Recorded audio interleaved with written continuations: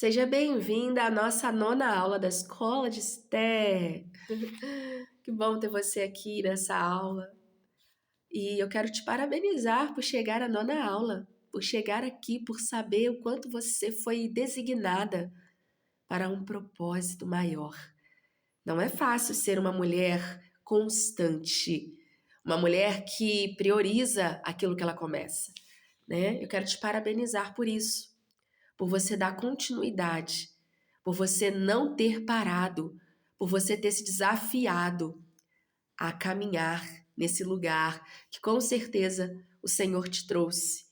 E é por isso que você chegou aqui nessa nona aula, porque Ele mesmo tem colocado você nesse tempo para aprender, para crescer, para desempenhar esse propósito num tempo tão difícil.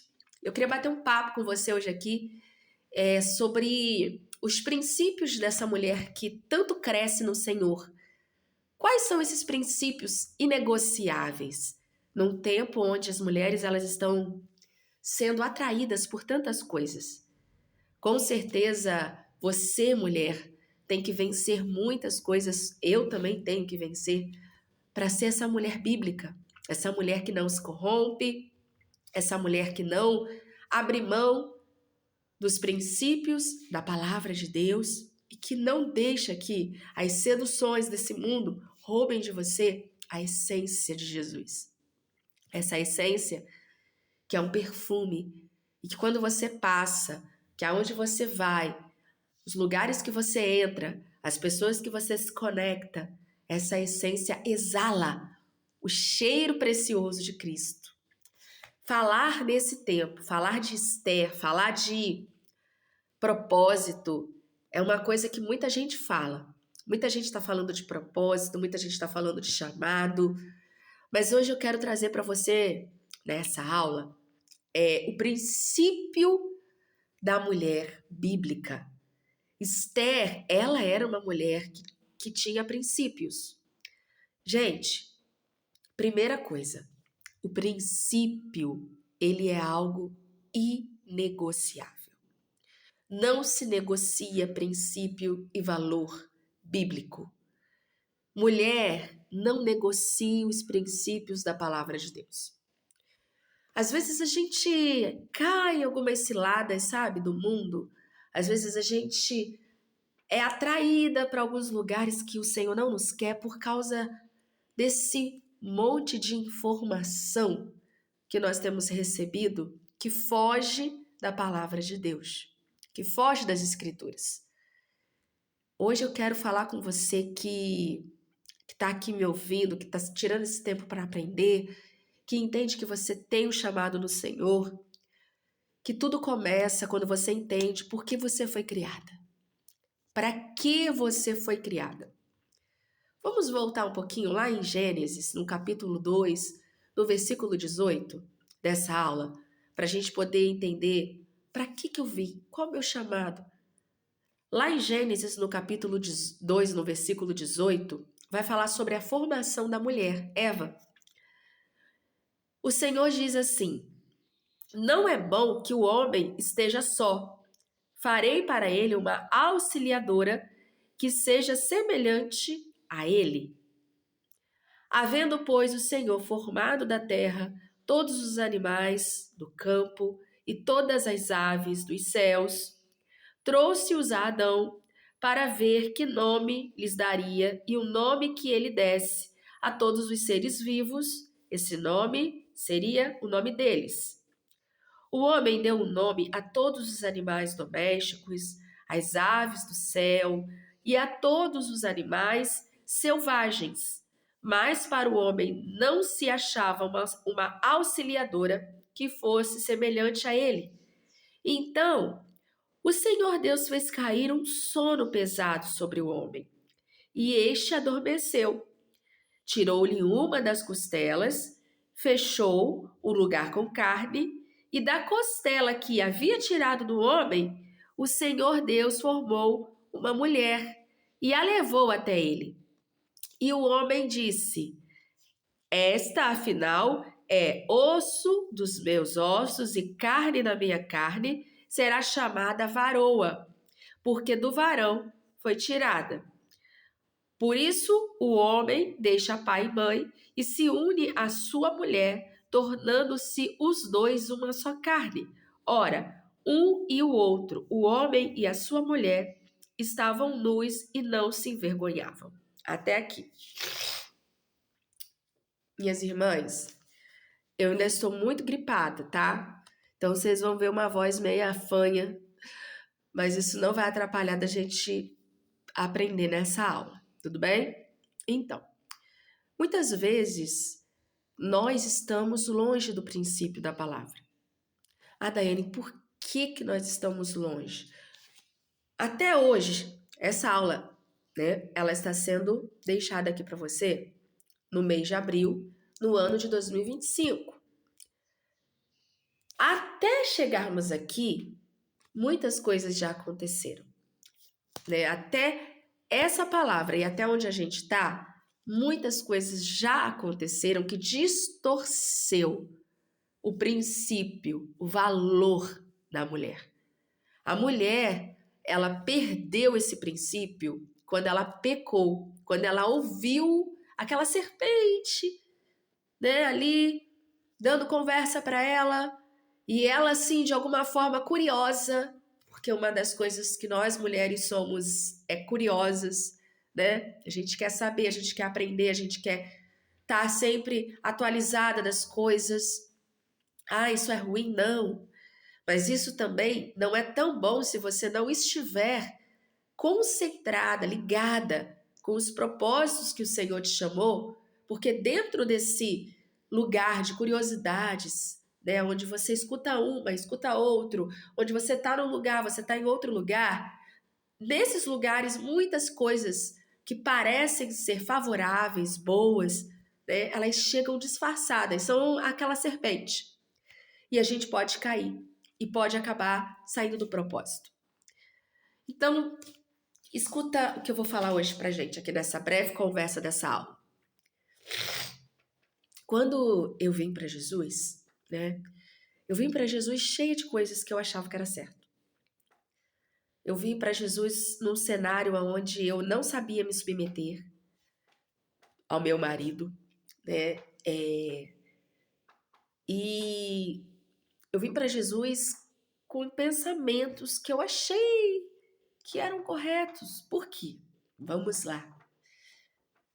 Que eu acho que é certo, muitas vezes você não acha que é certo, porque você veio de uma criação que não foi a minha criação. O que você aprendeu da sua mãe, do seu pai, forma os seus pensamentos, forma quem você é, muitas vezes. Nós somos seres em formação.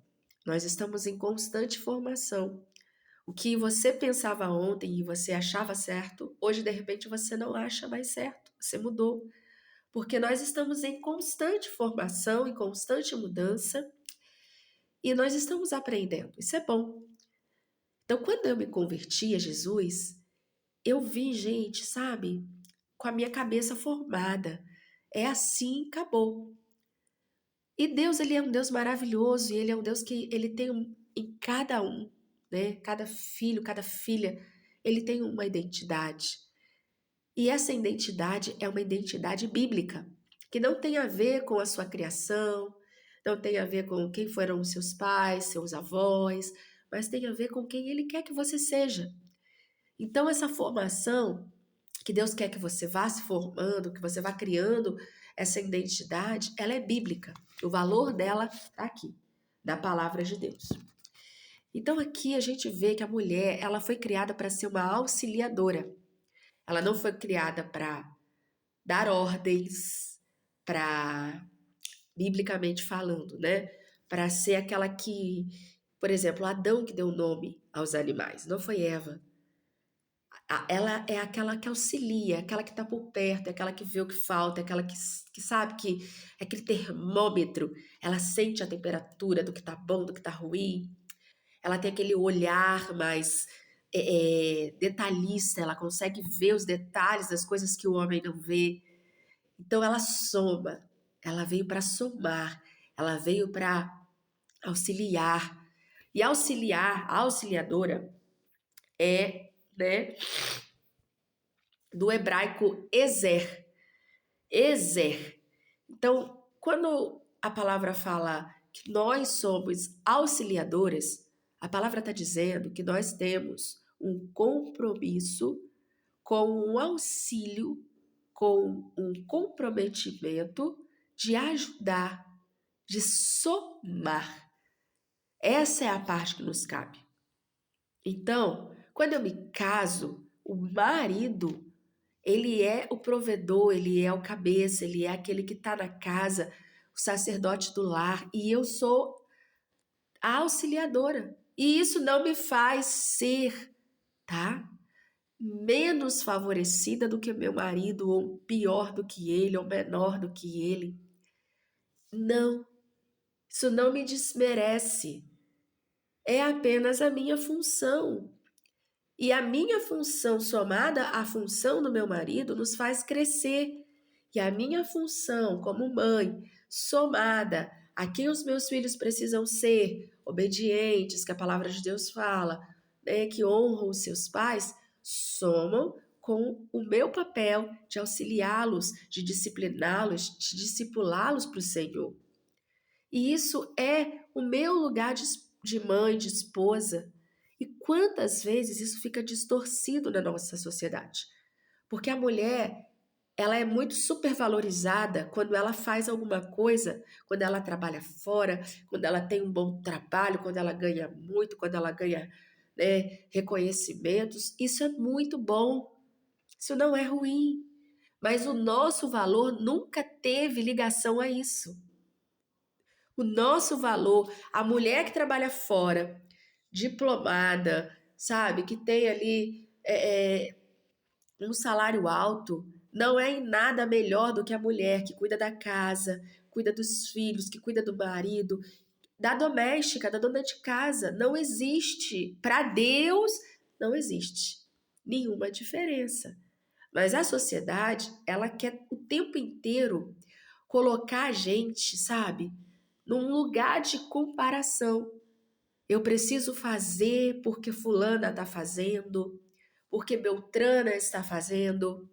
Eu preciso me vestir assim, com roupas mais caras, por quê? Porque fulana tem essa roupa cara, porque a minha amiga, ela tá muito à frente de mim nos estudos, ela já tem muitos cursos, eu não estudei nada.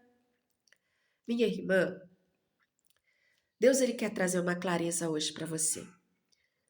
Não é sobre o que você faz. A essência da mulher, ela já está em você por quem você é. Oh, Deus, como às vezes isso é difícil. Eu lembro que quando eu conheci o Evangelho, quando eu estava caminhando com Jesus, eu tinha tantos planos, tantos projetos. Eu queria trabalhar, eu queria estudar, eu queria fazer tanta coisa. Veio Samuel, meu filho, meu primeiro filho. Hoje tem 7 anos. E para mim, gente, eu iria ter Samuel e depois eu iria trabalhar, me formar. E Deus me pediu uma coisa: fique em casa com Samuel. Eu quero que você cuide do Samuel, eu quero que você dê tempo para ele. Gente, a gente tinha uma situação difícil nessa época, muito difícil. Financeiramente falando, era para mim impossível não trabalhar, porque eu tinha que ajudar o meu marido. Eu tinha de, alguma forma, prover com ele como obedecer esse comando do Senhor, como viver na dependência do Senhor. E o Espírito Santo me constrangeu tanto a obedecer que aquela chama veio tão forte no meu coração que eu não quis saber, obedeci. E nós passamos momentos de provisão no sobrenatural. Viver numa provisão do sobrenatural é dependência exclusivamente de Deus. É você falar, se Deus não prover, já era. E depois eu comecei a estudar um pouco do desenvolvimento humano, né? E eu vi a importância que a mãe faz para um filho até os 2 anos de idade, né? Os 1000 primeiros dias, que a gente chama de vida dessa criança, né? Que vai contar desde a gestação até os 2 anos. E quanto isso é de forma que vai impactar essa criança. Quando ela tá ali com a mamãe, amamentando, sabe? Dando esse olho no olho, vendo o desenvolvimento dele de cada fase da sua vida, de cada mês, ali quando ele começou a engatinhar, começou a andar, e essa mãe tá perto, como isso é importante no desenvolvimento da criança. Mas eu não sabia disso quando Deus me pediu. Mas quando eu comecei a aprender sobre isso, eu agradeci tanto a Deus, né? Porque ele me pediu algo que era para benefício do meu filho, não só benefício de estar em casa, cuidando da casa, mas um benefício que iria fortalecer o Samuel numa fase lá na frente, quando ele tivesse já adolescente. Porque nós somos a resposta dos adultos que os nossos filhos vão ser. E eu sei que tem mãe que precisa trabalhar, eu sei que tem mãe que é mãe e pai, né, tem que dar o melhor pro filho, eu entendo isso, né? E tem mãe que rala pra caramba, não tem outra forma de não trabalhar, senão não tem como dar o melhor pro seu filho. Eu entendo, eu te abençoo. Você não é uma mãe ruim, muito pelo contrário, você é um exemplo de mãe. Eu tô falando o que Deus pediu pra mim pessoalmente, né? Meu testemunho pessoal. Mas existem coisas que o dinheiro não vai dar para os nossos filhos. Existem coisas que a gente não vai dar para os nossos filhos, como um brinquedo. A criança gosta dessas coisas, mas existe algo que não se compra, que o dinheiro não compra, né? Que é o afeto, que é o olho no olho. Então, sempre que você, mãe, que trabalha fora, tiver essa oportunidade, né, de estar com seu filho, chega em casa, senta com ele, senta na mesa, brinca com ele, dá atenção, toda a sua atenção, né? A gente fala de VO, né? Olhar, tempo de qualidade VO, ou seja, V0. O que é isso? Sem celular na mão, sem distração com outras coisas, sabe? Olho no olho, seu filho sentindo, nossa, minha mãe tá aqui comigo, eu sou totalmente da minha mãe. Né? E se você já tem filhos maiores, né, adolescentes, é diferente do meu caso, né? Ah, meus filhos já são grandes, já querem sair com os amigos, com as amigas. Tira um dia e fala, filho, hoje é o nosso dia. É o dia da gente fazer alguma coisa. Hoje eu quero esse tempo com você. Nós vamos no cinema, nós vamos tomar um café, vamos andar de bicicleta. Ele vai até ficar, né? Só você e esse filho. Sai com ele, vai para um lugar numa sociedade onde a gente aprende que tem que trabalhar, trabalhar, trabalhar, trabalhar, ser bem-sucedido o tempo inteiro, a gente perde nosso tempo, às vezes, com coisas que não vão edificar. O que você leva da vida? Você leva da vida memórias. O que os seus filhos vão levar de você? Memórias. Memórias de afeto, de carinho, de diálogo, de atenção. Então, às vezes, você é mãe e pai desse filho. Você se sente cansada, né? Uma das coisas assim que a gente aprende muito quando a gente é mãe e pai é a resiliência, né? Você é uma mulher resiliente, você suporta, meu Deus, o que poucas pessoas suportariam, mas Deus está com você, mulher. Deus não te deixará, Deus não te abandonará. Ele está com você. Então, nessa aula, eu quero dizer para você que o seu valor não está somente naquilo que você faz, mas em quem você é, como esposa, como filha. Às vezes você tem pais, louvado seja Deus, eu tenho minha mãe e meu pai vivo. Tira um tempo para estar com sua mãe, com seu pai, sabe? Dê carinho, dê amor. Às vezes você não teve os melhores pais, às vezes você tem dificuldade de se relacionar com eles. Quebra isso. Busca pedir ao Espírito Santo para te ajudar a lidar com a sua mãe, com o seu pai, mesmo com todos os defeitos, porque eu sempre falo que nós, às vezes, somos vítimas de outras vítimas, né? O meu trabalho, às vezes, de acolhimento terapêutico, a gente escuta muitos casos de mulheres que sofreram muito dentro da casa, da família, porque teve uma mãe que não foi uma boa mãe, sabe? Um pai que não foi um bom pai. E ali aquela mulher, ela tá cheia de trauma, ela tá cheia de angústia. E eu sempre falo, mulher, os seus pais foram vítimas de outras pessoas. A sua avó, o seu avô, com certeza também não conseguiram entregar para os seus pais o que eles precisavam. Principalmente naquela época, né, que as crianças, elas não tinham o pai e a mãe não tinham tempo de cuidar dos filhos. A maioria dos pais e das mães, né, na época de anos atrás, gente, tem 33 anos. Na época da minha mãe, por exemplo, A minha avó, ela tinha que trabalhar, ela tinha que sair de um lugar, andar 1 hora para buscar água. Então a minha mãe não teve, às vezes, o afeto da minha avó, da forma que ela deveria ter, né? E assim, não tinha linguagem de amor. Hoje a gente conhece as 5 linguagens de amor. A gente entende o que cada criança ela entende como amor, que são as 5 linguagens de amor, que é o tempo de qualidade, né? Olho no olho, presente, serviço, enfim. Então, assim, hoje a gente tem um pouco mais de conhecimento que tem criança que a forma dela receber amor não vai ser você o tempo todo dando algo para ela, mas vai ser quando você para dar sua atenção a ela. Ela não quer receber presente, ela quer receber sua atenção. Então essa criança, ela quando você dá amor para ela se sente, nossa, a criança mais amada do mundo. Diferente de uma criança que às vezes ela recebe mais amor quando ela tá ali, quando você tá ali fazendo alguma coisa com ela, andando de bicicleta com ela, né? Ou você dá um mimo para ela, faz uma cartinha para essa criança. Às vezes você não precisa comprar um presente. Só de você fazer um bolo para essa criança de chocolate que ela ama, pronto. A linguagem de amor dela é essa. Então nós vamos estudando a linguagem de amor e isso serve para o casamento, isso serve para a vida. Cada um de nós temos uma forma de receber amor e de dar amor. Né? Então isso às vezes dá um choque quando você casa, que você espera às vezes que o teu marido, a linguagem de amor sua, de receber amor, é carinho, fazer carinho, toque físico, abraço, beijo. E a linguagem do seu amor de amor, né, do seu marido de amor, é serviço. Ele o tempo todo quer fazer alguma coisa para te agradar. Ele quer limpar a casa, ele quer lavar a louça. E você não consegue enxergar nisso amor. Você consegue só enxergar o amor se ele te der atenção, se ele sentar com você, se ele te abraçar. Mas ele só sabe dar amor, às vezes, dessa forma. Então vocês vão ter que sentar e conversar e alinhar isso. Né? E hoje a gente aprende essas coisas e ajuda muito a gente a lidar. Então, muitas vezes, nós somos vítimas dos nossos pais e os nossos pais dos nossos avós.